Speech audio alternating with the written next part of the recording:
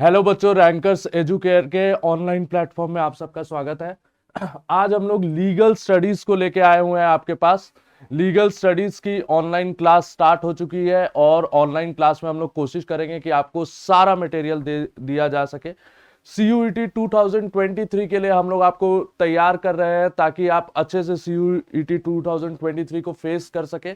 BHU, AMU, DU सारे जगह के सिलेबस को कवर करने की कोशिश की जाएगी आपके सामने, ठीक है। और हम लोग कोशिश करेंगे कि ज्यादा से ज्यादा क्वेश्चंस कर सके, ज्यादा से ज्यादा अच्छे तरीके से हम लोग चीजों को देख सके, ज्यादा से ज्यादा सिलेबस को एनालाइज कर सके। आज स्टार्ट होगा अपना सिलेबस डिस्कशन। हम लोग आज सिलेबस को डिस्कस करने वाले हैं कि क्योंकि सबसे पहले जो चीज होती है वो ये होती है कि किसी लड़ाई में कूदने से पहले ये देख लेना चाहिए कि अपने पास हथियार क्या क्या लेके जाना है। अब ऐसा है कि पेन फाइटिंग लड़ने जा रहे हैं तो तलवार लेके नहीं जाएंगे, और तलवार से लड़ना है तो पेन लेके नहीं जाएंगे। तो सबसे पहला काम वही है अपना कि हम लोग सिलेबस डिस्कस करेंगे। सिलेबस में क्या क्या चीजें हैं और क्या क्या की जा सकती है, सारी चीजों को डिस्कस करेंगे। रैंकर्स एजुकेयर एक बहुत वेल नोन नाम है। हम लोग कम से कम 1800 स्टूडेंट, पिछले साल 1800 स्टूडेंट्स का सिलेक्शन दिए हैं, ठीक है। और जितनी भी चीजें हैं यहाँ पे, जितने भी सिलेबस है, सारी चीजों को हम लोगों ने कवरेज किया है। और लगभग 199 परसेंटाइल वाले स्टूडेंट भी है, 199 मार्क्स वाले स्टूडेंट है। 3-4 स्टूडेंट 200 को भी क्रॉस कर चुके हैं। तो ये सारी चीजें जो है हम लोग यहाँ पे आपको देने की कोशिश करते हैं, आपके साथ लगे रहते हैं ताकि आप ज्यादा से ज्यादा अचीव कर सके। आज लीगल स्टडीज की क्लास है, हम लोग लीगल स्टडीज पे फोकस करेंगे, ठीक है। सिलेबस डिस्कशन होगा आज। उसके साथ ही हम लोग अपने मूल मंत्र से स्टार्ट करते हैं। जो आज का मूल मंत्र है अपने पास वो है be sure to put your feet in the right place and then stand firm. यही काम है रैंकर्स एजुकेयर का कि आप एकदम मजबूती के साथ खड़ा रहे, आप एकदम मजबूती के साथ खड़ा रहे लड़ने के लिए, एग्जाम से फाइट करने के लिए। और हम आपके साथ मजबूती से खड़ा रहेंगे इस पर्टिकुलर एग्जाम को फाइट करने के लिए, जहां पे बीएचयू जो आपका सपना है वो हम दिलाने की पूरी कोशिश करेंगे। And but you should understand that you should stand firmly in the right place. Stand firm in the right place. Right place is also important कि आप किसके साथ खड़े हैं ये सबसे मायने रखता है। कहां खड़े हैं ये मायने रखता है, और जहां खड़े हैं वहां दृढ़ इच्छा के साथ खड़े रहिए। रैंकर्स एजुकेयर ने अपनी लाइव क्लासेस स्टार्ट कर दी है। यूट्यूब पे हम लोग लाइव क्लासेस दे रहे हैं आपको। YouTube आपको केवल 3-4 ही नोटिफिकेशन दिन भर में प्रोवाइड कर पाता है, पर हमारे यहाँ जो लाइव क्लास हो रही है वो लगभग 8 से 10 घंटे की लाइव क्लास हो रही है। तो अगर आप उस 8 से 10 घंटे की लाइव क्लासेस का फायदा उठाना चाहते हैं तो हम लोगों के टेलीग्राम चैनल को सब्सक्राइब करें। वहां पे 8 से 10 घंटे की लाइव क्लास की नोटिफिकेशंस जाते रहती है। इसके अलावा अगर आप चाहते हैं कि जो पढ़ाया जा रहा है या जो भी बोर्ड पे लिखा जा रहा है, जो भी आपको पीडीएफ फॉर्म में चाहिए ताकि आप खुद से उसको पढ़ सके, खुद से एनालाइज कर सके, तो हमारे ऐप को डाउनलोड कीजिए, जहां पे आप उस पीडीएफ फॉर्मेट में सारी चीजों को, जो भी यहां पे लिखा पढ़ा जा रहा है, सारी चीजों को आप पीडीएफ फॉर्मेट में डाउनलोड कर सकते हैं। और पीडीएफ फॉर्मेट में डाउनलोड करके उसको इत्मीनान से घर में बैठ के पढ़िए, और फिर दूसरे दिन हम लोगों से लाइव क्लासेस में डाउट पूछिए। ये फॉर्मेट हम लोग चला रहे हैं। आप किसी भी तरह की इंक्वायरी हो, आपको एडमिशन लेना हो, कुछ भी करना हो, आप इस नंबर पे कॉल कर सकते हैं। किसी भी तरह का आपके मन में डाउट चल रहा हो, आप बेझिझक इस नंबर पे कॉल कर सकते हैं। ये हमारा यूट्यूब चैनल है, ठीक है, जहां पे आपको free PDF, current affairs, live classes के नोटिफिकेशन, इवन मॉक टेस्ट भी प्रोवाइड किए जा रहे हैं। और प्रीवियस ईयर क्वेश्चन पेपर तो हमारे ऐप पे एकदम रखा हुआ है, आपको बस जाना है, डाउनलोड करना है, कहीं कुछ ढूंढने की जरूरत नहीं है। वहां पे एक सेक्शन होगा प्रीवियस ईयर क्वेश्चन पेपर का, वहां से इसको आप डाउनलोड कर सकते हैं। जो भी चीजें, इस सारी चीजों के बीच में जो प्रोसेस है और लिंक है, उसके जो आईडीज है, उसका जो प्रोसेस है, सब कुछ डिस्क्रिप्शन बॉक्स में दिया हुआ है। पर फिर भी अगर आपको कोई डाउट हो तो आप इस नंबर पे कॉल कर सकते हैं, किसी भी वक्त बेझिझक आप कॉल कीजिए, आपका फोन उठाया जाएगा। लीगल स्टडीज में आज हम लोग क्या क्या डिस्कस करेंगे।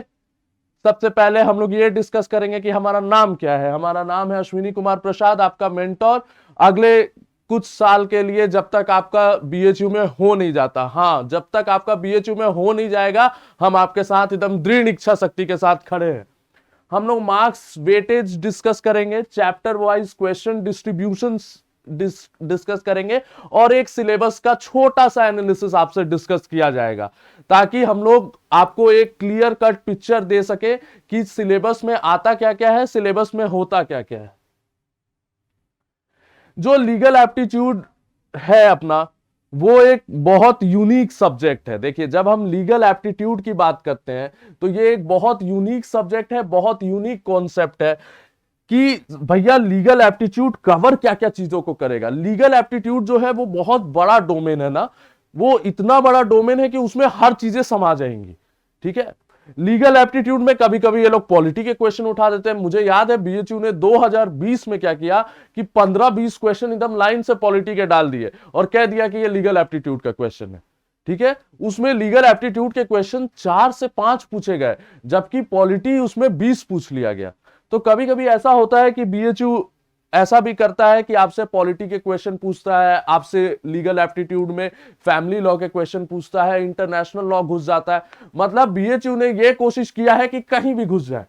ठीक है, पर जब से सीयूईटी आया है एक वेल सेड पैटर्न हो गया है कि लीगल स्टडीज से भैया 50 क्वेश्चन आएंगे, आपको 40 करने होंगे। ठीक है, ये एक वेल सेड पैटर्न, एक वेल सेड नॉन स्टैब्लिश हो गई है कि भैया ऐसा है, आपको इतने क्वेश्चन आ रहे हैं, इतने करने हैं, इतने आपके पास ऑप्शंस है। ठीक है, तो एक ऑप्शन दे दिया है बीएचयू ने हम लोगों को कि आपको इतने क्वेश्चन करने हैं, इतने सेड पैटर्न के क्वेश्चन है भैया, आपको इतना बनाना है और इतना क्वेश्चन इस पर्टिकुलर सब्जेक्ट से आएगा ही। जैसे लीगल एप्टीट्यूड जो आ रहा है वो लीगल एप्टीट्यूड के नाम से नहीं आ रहा है, अब वो जो आ रहा है वो आ रहा है लीगल स्टडीज के नाम से। ठीक है, तो अपने को अचीव कितना करना है, अपने को अचीव करना है 200, अपने को अचीव करना है 200 नंबर, 200 मार्क्स चाहिए अपने को किसी भी हालत में, ताकि बीएचयू क्वालिफाई कर सके। 200 नंबर सर, 200 लग जाएगा क्या बीएचयू क्वालिफाई करने के लिए? कुछ तो मिनिमम कट ऑफ होगा। अरे मिनिमम कट ऑफ को क्यों देखे जब हम लोग अचीव कर सकते हैं 200 number.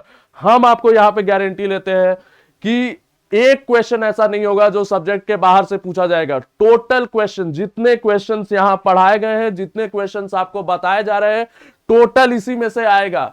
Word to word match करा दिया जाएगा आपको, आपके सामने कि क्या ये पढ़ाया गया था और क्या आया है। 200 मार्क्स अगर आप हमारे साथ बने रहते हैं, हमारे साथ आप चलने को तैयार है, तो वी विल अचीव दिस। हम लोग कट ऑफ का डिस्कस ही क्यों करें, क्यों चाहिए कट ऑफ जब 200 मार्क्स आ सकते हैं। तो हम लोग इस 200 मार्क्स को टारगेट करेंगे। हम लोग को कट ऑफ को टारगेट करने की कोई जरूरत नहीं है। हम लोग इस 200 मार्क्स को, हम और आप मिलके इस 200 मार्क्स को टारगेट करेंगे, ताकि आप ज्यादा से ज्यादा अच्छा मार्क्स ला सके, ज्यादा से ज्यादा अच्छा क्वेश्चंस बना सके, ज्यादा से ज्यादा नंबर लेके आ सके और बढ़िया से बढ़िया कॉलेज जा सके। यही अपना टारगेट है कि अपने को 200 मार्क्स अचीव करने हैं। ये 200 मार्क्स आ गए ना, तो फिर कट ऑफ सोचने की कोई जरूरत ही नहीं है। कट ऑफ सोचने की कोई जरूरत ही नहीं है। लाओ जितना लाना है, हम तो फुल में फुल ले आके बैठे हुए हैं।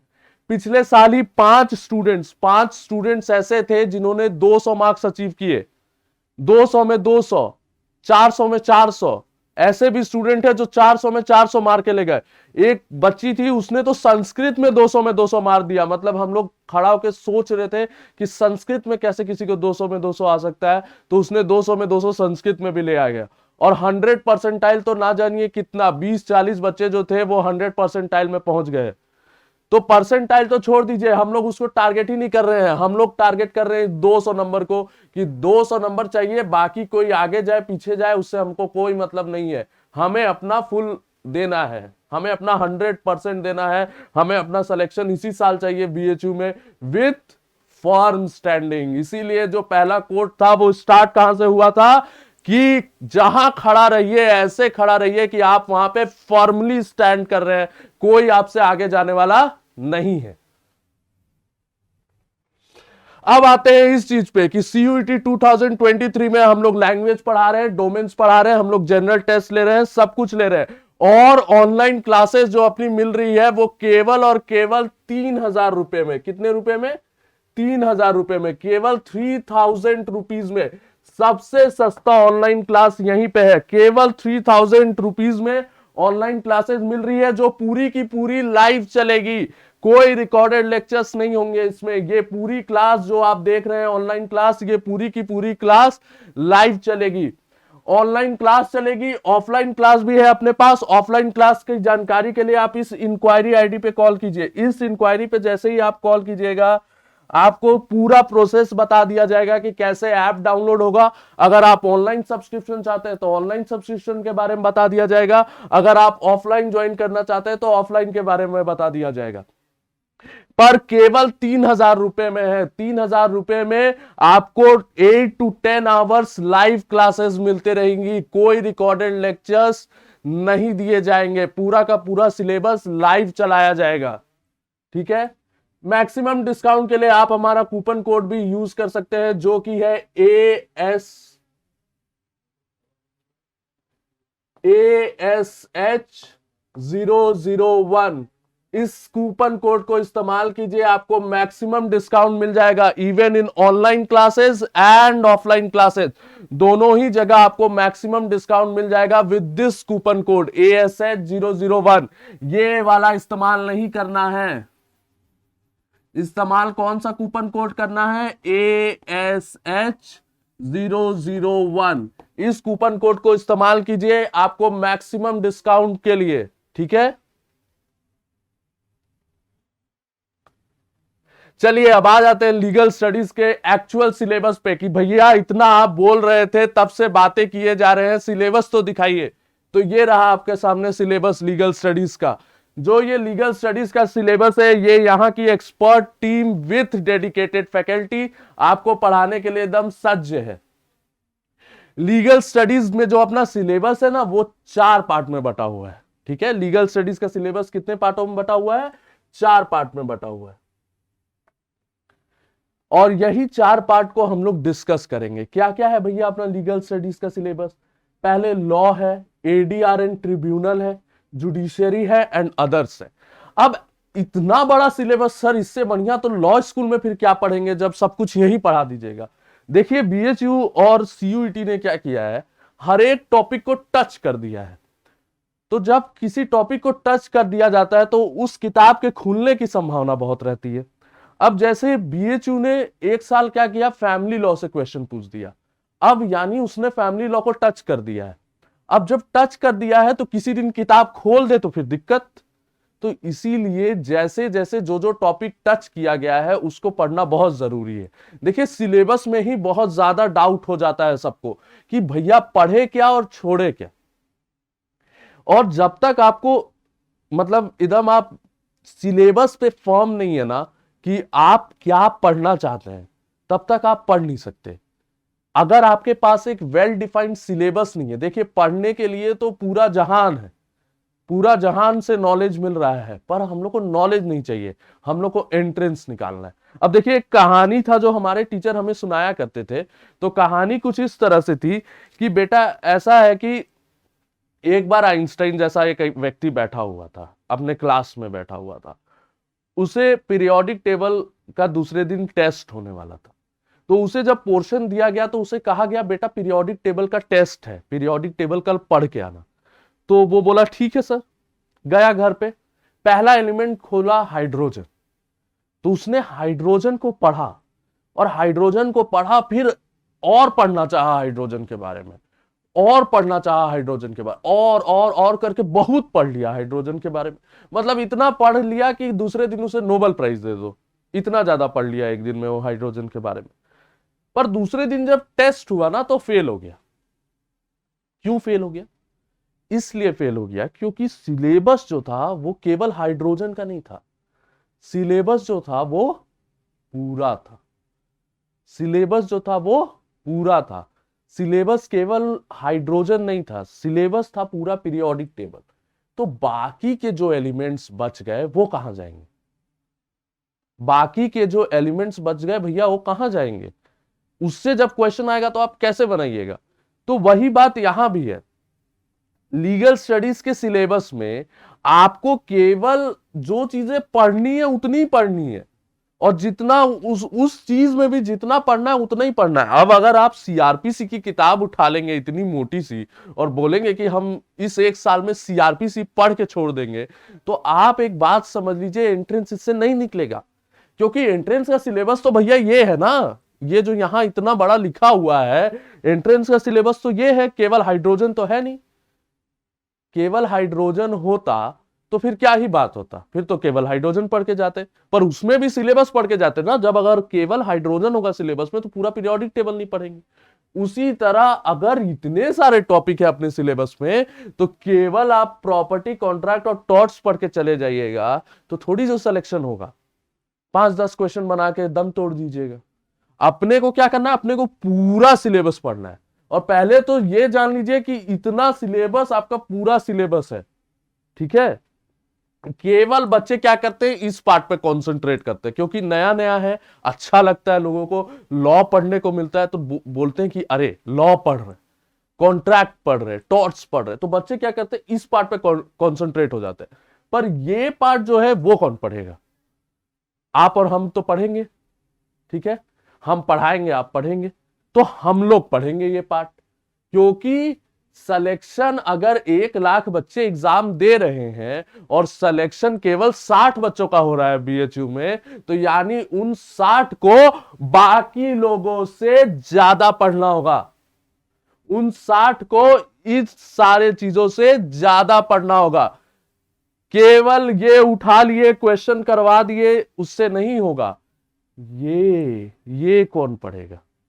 अपना मेन टारगेट है ये पूरा सिलेबस, ये जो पूरा सिलेबस आप देख रहे हैं इसको खत्म कराना। जल्दी से जल्दी, जितना जल्दी हो सके आपको सिलेबस खत्म करा के उस पे क्वेश्चंस कराना, फिर उस सिलेबस का रिवीजन कराना, ताकि आप जब एग्जाम में बैठे तो 200 मार्क्स से क्वेश्चन आपको आते हुए हो, देखे हुए हो, ठीक है। केवल एक टीचर का काम यह नहीं होता है कि आपको पढ़ा के भेज दे, टीचर का काम यह भी होता है कि आपको इतना सिखा के भेज दे कि अगर कोई क्वेश्चन पढ़ा हुआ ना भी आया हो तो आप उसे कर ले जाए। अगर कोई क्वेश्चन नहीं हो रहा है ना, तो वो टीचर का फेलियर है, स्टूडेंट का फेलियर नहीं है कि टीचर ने उस तरह के क्वेश्चन, हो सकता है बच्चों को पढ़ाया ही ना हो, ठीक है। तो ये हम अपने आप को फेल नहीं होने देंगे। हम खुद भी आपके कक्षा की स्टूडेंट ही हैं, हम खुद भी सीख रहे हैं, हम आपको भी सिखा के रहेंगे, चाहे कुछ भी हो जाए। हम और आप मिलके इस बीएचयू एंट्रेंस को एकदम तोड़ देंगे, वो भी 200 मार्क्स से तोड़ेंगे, ठीक है। अब बार बार सर आप बीएचयू एंट्रेंस क्या कर रहे हैं, इलाहाबाद भी तो है, डीयू भी है। बेटा जो फर्स्ट का लॉ कॉलेज है, जो सबसे बड़ा लॉ कॉलेज है, या बीए एलएलबी के लिए या एलएलबी के लिए जो सीयूईटी के एंट्रेंस के थ्रू मिल रहा है, वो है बीएचयू। तो बात तो बड़े कॉलेज की होगी ना, छोटे वाले तो मिल ही जाएंगे, छोटे वाले तो अपने को मिल ही जाएंगे, बात होगी बड़े कॉलेज की, ठीक है। आइए फिर सिलेबस स्टार्ट करते हैं। जब हम लोग लॉ की बात करते हैं तो लॉ में जो अपना सिलेबस है वो है प्रॉपर्टी, कॉन्ट्रैक्ट, टॉर्ट्स, क्रिमिनल, ठीक है। अब देखिए टॉर्ट्स जो इस पर्टिकुलर चीज में है, torts is much much more important. क्यों भैया टॉर्ट्स ज्यादा इंपॉर्टेंट है? टॉर्ट्स इसलिए ज्यादा इंपॉर्टेंट है कि हर बार बीएचयू ने क्या किया है, टॉर्ट्स के क्वेश्चंस को डायरेक्ट पूछा है। जैसे टॉटम का मतलब क्या होता है, टॉटम का मतलब क्या होता है, ट्विस्टेड होता है। तो इस तरह के क्वेश्चंस जो है बीएचयू हमेशा पूछते रहता है कि टॉटम का मतलब क्या होता है, टॉर्ट्स, लॉ ऑफ टॉर्ट्स किसने लिखाया, टॉट क्यों नहीं होता है, सैलमन भैया का क्या रोल था, विंसफील्ड भैया का क्या रोल था, लिक्विडेटेड डैमेजेस क्या होते हैं, अनलिक्विडेटेड डैमेजेस क्या होते हैं। ये सारी चीजें बीएचयू या अब सीयूईटी कहिए, सीयूईटी टाइम एंड अगेन आपको पूछने की कोशिश करता है, आपसे जानने की कोशिश करता है।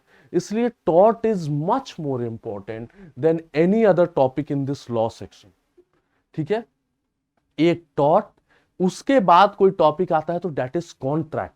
कॉन्ट्रैक्ट से भी बार बार क्वेश्चन पूछे जाते हैं कि ऑफर क्या है, एक्सेप्टेंस क्या है, नॉलेज ऑफ द ऑफर क्या है, एक्सेप्टेंस का नॉलेज होना चाहिए कि नहीं होना चाहिए, क्वेश्चंस फ्रेम कर दिए जाते हैं कि पोस्टमैन गया आपके गेट पे गया, आपको लेटर दिया पर आपने उस लेटर को पढ़ा नहीं, जानबूझ के अपने ड्रॉवर में छुपा दिया। तो भैया बताइए, क्या बताइए भैया, बताइए कि कॉन्ट्रैक्ट कंप्लीट हुआ था कि नहीं।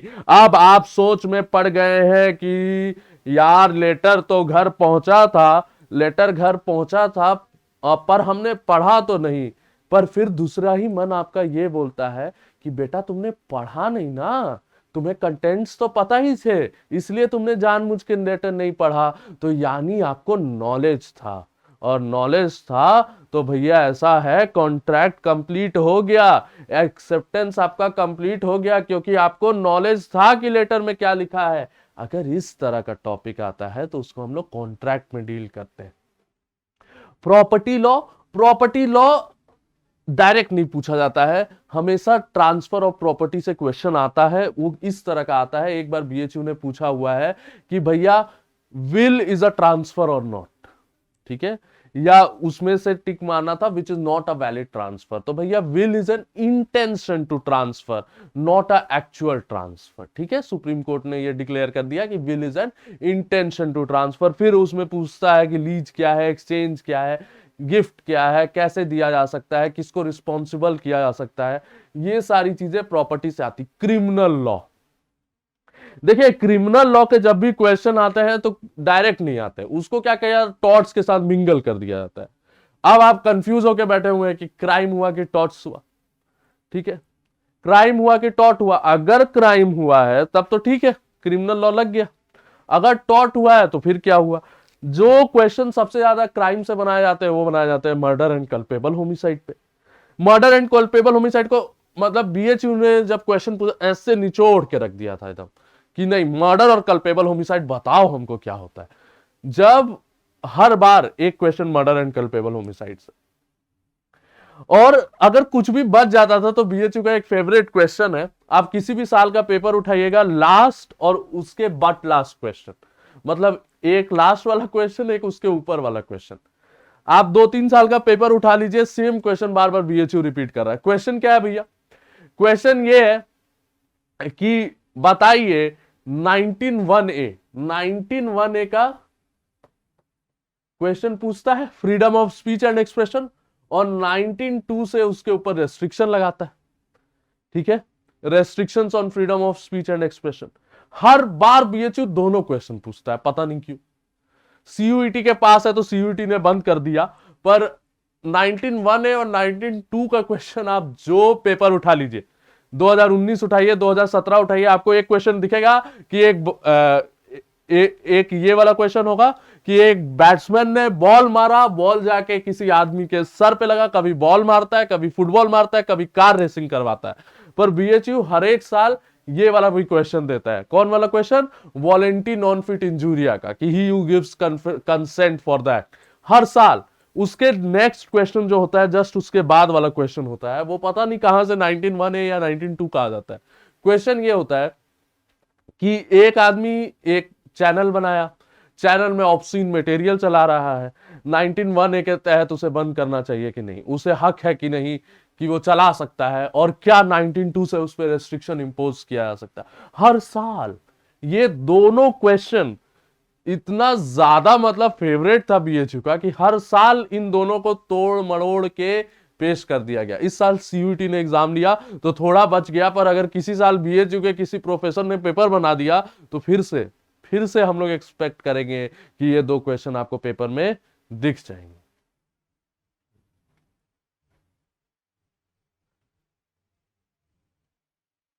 आइए अब एडीआर एंड ट्रिब्यूनल्स देखते हैं। देखिए ADR and tribunals is also a very important topic.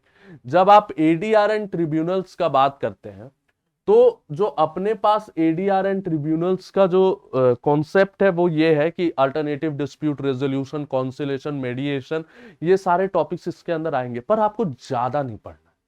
BHU या सीयूईटी या एयू या डीयू आपसे इतना ज्यादा डीप नॉलेज नहीं मांगता है। वो लोग क्या कर रहे हैं, किताब को छू के निकल रहे हैं, ठीक है। छू के निकलना मतलब होता है आपको बस कंटेंट्स पार्ट पता हो। देखिए इस साल का जो सीयूईटी का पेपर था, अगर आपने किसी बेयर एक्ट का या किसी भी अच्छे राइटर का ना बस कंटेंट्स पढ़ लिया होता तो आपका बीएचयू निकल गया होता, ठीक है। या फर्स्ट ईयर का सिलेबस खोल लेते किसी भी लॉ कॉलेज का, सबसे बेस्ट यही होता है कि बीएचयू का फर्स्ट ईयर का सिलेबस खोल लीजिए। फर्स्ट ईयर का सिलेबस खोलने के बाद ऐसा कीजिए कि उसमें जो जो टॉपिक हैं, मतलब कंटेंट्स में जो जो टॉपिक है, सब टाइटल है, उसके बारे में 2-2 लाइन पढ़ लीजिए। उसके बारे में 2-2 लाइन पढ़ लिए, हो गया आपका सिलेक्शन। आपको अब ज्यादा कुछ नहीं करना है, बस एक टॉपिक उठाइए, उसके बारे में 2-2 लाइन पढ़ लीजिए, उसके बारे में 2-2 लाइन पढ़ लिए, आपका सिलेबस कंप्लीट है, ठीक है। तो इन सब के बारे में एडीआर एंड ट्रिब्यूनल्स थोड़ा सा अंदर घुस के हम लोग आर्बिट्रेशन, कॉन्सिलेशन, लोकायुक्त, लोक अदालत और जितने सिमिलर बॉडीज, ओम्बड्सडम इसमें देख लेंगे, ठीक है। ये थोड़ा इंपॉर्टेंट टॉपिक है ओम्बड्सडम एंड ऑल वाला, तो इसको थोड़ा हम लोग को अच्छे से देखना होगा। जुडिशरी में आते हैं, जुडिशरी में आएंगे तो कॉम्पोजिशन हम लोग को देखना होगा, सॉरी फॉर द मिस्टेक, ये COM है, ठीक है। कॉम्पोजिशन थोड़ा हम लोग को देखना होगा। कॉम्पोजिशन क्या है जुडिशियरी का, किस तरह जुडिशियरी बना है, किस तरह मतलब उसके पूरी चीजें आई हैं, जुडिशियल रिव्यू क्या होता है, कोर्ट्स कितने तरीका के होते हैं, कौन सा कोर्ट क्या डिसीजन दे सकता है, कौन सा कोर्ट क्या डिसीजन नहीं दे सकता है, ये सारे टॉपिक्स भी इसके अंदर कवर होते हैं, ठीक है। ये सारे टॉपिक्स इसके अंदर कवर होते हैं कि कोर्ट्स क्या है, कोर्ट्स क्या नहीं है, किस तरह की चीजें आती हैं कोर्ट्स के अंदर, कॉम्पोजिशन क्या है, फंक्शन क्या है, सुप्रीम कोर्ट में कितने जजेस होते हैं, हाई कोर्ट कितने सारे हैं, कौन सा हाई कोर्ट 2 स्टेट्स को गवर्न करता है, ये सारे क्वेश्चंस जुडिशरी में आते हैं, जुडिशरी के टॉपिक्स में। अब चलिए आप लोगों के लिए एक क्वेश्चन, कौन सा हाई कोर्ट ऐसा है जो 2 स्टेट्स को गवर्न करता है, या कौन कौन सा हाई कोर्ट ऐसा है जो 2 स्टेट को गवर्न करता है, कमेंट बॉक्स में आंसर जरूर दीजिएगा। और अगर चैनल को सब्सक्राइब नहीं किया हो तो सब्सक्राइब भी कर लीजिएगा, नहीं तो कैसे आपको पता चलेगा कि कौन सा वीडियो आया है सर का। उसके बाद अदर्स जो है वो अपना मिसलेनियस टॉपिक है, अदर्स जो है वो क्या है, मिसलेनियस टॉपिक है। मिसलेनियस टॉपिक क्या होता है कि ऐसा ऐसा टॉपिक जो बीएचयू ने साल दर साल में या किसी एंट्रेंस ने साल दर साल में 1-2 बार छू दिया है। जैसे ह्यूमन राइट्स हमेशा से किसी भी एग्जाम का फेवरेट रहा है। इसमें आपसे जो क्वेश्चन पूछे जाते हैं वो ये पूछे जाते हैं कि नेशनल ह्यूमन राइट्स कमीशन कब बना था, किसके द्वारा बनाया गया था, कौन सा चार्टर से बनाया गया है, यूनाइटेड नेशन का कौन सा चार्टर है।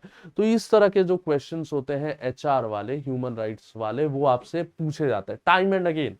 हमेशा ऐसा नहीं होगा कि एक बार पूछ लिया उसके बाद फिर नहीं पूछेगा, नहीं, वो हर बार आपसे पूछेगा। हर बार आपको ये बताना होगा कि एचआर, ह्यूमन राइट्स फिर कहाँ पे है, क्या ह्यूमन राइट्स नेचुरल राइट है कि लीगल राइट है, किस तरह का राइट है, क्या एनएचआरसी स्टैट्यूटरी बॉडी है कि नॉन स्टैट्यूटरी बॉडी है, क्या वो कॉन्स्टिट्यूशनल बॉडी है, इस तरह के क्वेश्चंस बनेंगे।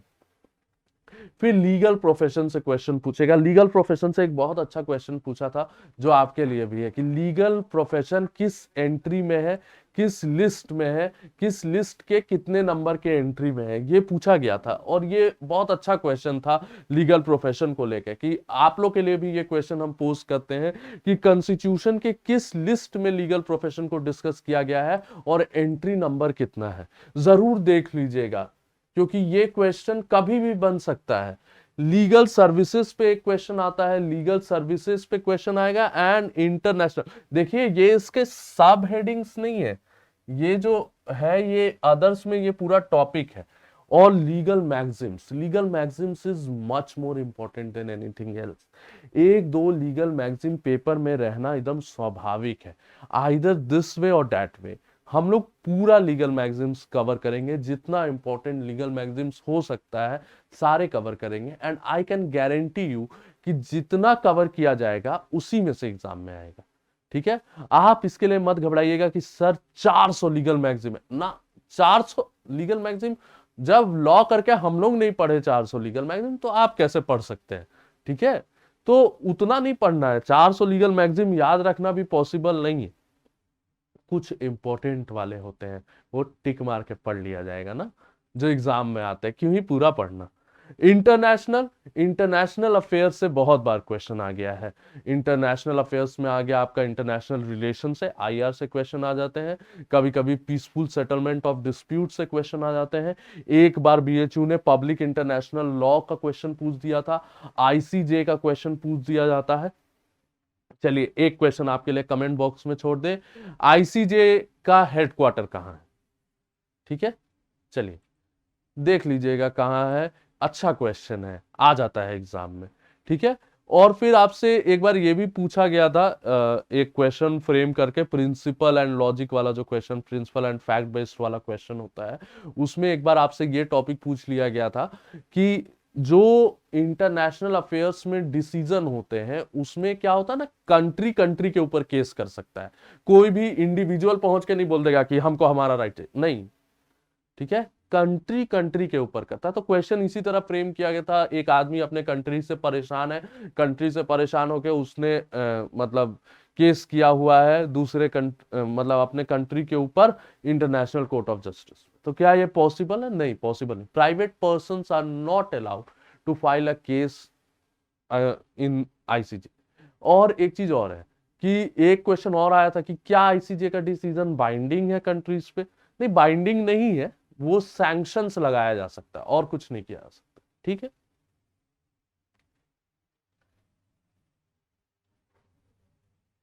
ये हम लोग क्लास के एंड में पहुंच गए। ठीक है, यहीं पे आपकी क्लास खत्म हो जाती है। हाँ, पर याद रखिएगा क्लास को सब्सक्राइब कर देना है ताकि नोटिफिकेशंस मिलते रहे। टेलीग्राम से जुड़ जाइएगा क्योंकि यूट्यूब केवल 3 नोटिफिकेशन देता है, पर टेलीग्राम में आपको 8 से 9 घंटे के लाइव क्लासेस के सारे नोटिफिकेशन मिलेंगे।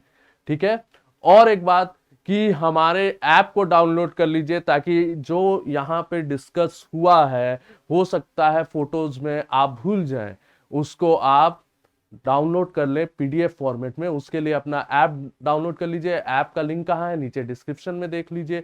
ऊपर आपको सबसे पहले दिखा भी दिया गया था यूट्यूब चैनल का, नीचे सब्सक्राइब बटन होगा, चुपचाप दबाइए और आराम से नोटिफिकेशन का मजा लीजिए। टेलीग्राम का लिंक भी नीचे होगा, उसको तुरंत क्लिक कर दीजिए ताकि आप पहुंच जाए हम लोगों के टेलीग्राम के चैनल में और आपको नोटिफिकेशन मिलना स्टार्ट हो जाए। 3,000 रुपए में अपना ऑनलाइन क्लास स्टार्ट हो चुका है, सबसे सस्ता ऑनलाइन क्लास है, सस्ता है, अच्छा है, तो फिर दिक्कत क्या है? चुपचाप ज्वाइन कीजिए और हम आपके साथ अंत तक खड़े रहेंगे, ये हमारी गारंटी है। ठीक है, हम लोग दोनों लोग मिलके, अगर आप ऑफलाइन बैच ज्वाइन करते हैं तो ऑफ कोर्स हम लोगों का पर्सनल इंटरैक्शन होगा। ऑफलाइन बैचेस भी अपनी शुरू हो गई है, जिसका नंबर, इंक्वायरी नंबर हमने आपको दिखा दिया था। तो ऑफलाइन बैच भी आप ज्वाइन कीजिएगा तो थोड़ा पर्सनल इंटरैक्शन हो जाएगा, तो और सहूलियत हो जाएगी हमें, आप में और हम में, कि हम लोग एक दूसरे का प्रॉब्लम डिस्कस कर सकें, एक दूसरे के साथ मिलके और अच्छे तरीके से हम लोग बीएचयू जा सके। ठीक है, बाकी अगर आप ऑनलाइन क्लास ज्वाइन करते हैं तो लाइव सेशन चलेंगे, जिसमें फिर से हम आपको देख जरूर नहीं पाएंगे, पर हम आपके भावनाओं को जानते हैं कि आप भी बीएचयू पहुंचना चाहते हैं और हम लोग साथ मिलकर बीएचयू पहुंचेंगे। ऐप डाउनलोड कर लीजिएगा। किसी भी तरह की दिक्कत हुई, कुछ भी समझ में नहीं आ रहा है, क्या करें, कैसे करें या किस तरह करें, कहां से करें, सबके लिए हमारा नंबर आपको स्क्रीन पे शो हो चुका है और YouTube चैनल के नीचे भी नंबर शो हो रहा होगा। तुरंत फोन मिला दीजिए बिना सोचे कि क्या होगा क्या नहीं होगा, वो उसके लिए हम लोग हैं, आपके साथ एंड तक रहेंगे। ठीक है, धन्यवाद। यही क्लास खत्म होती। Thank you.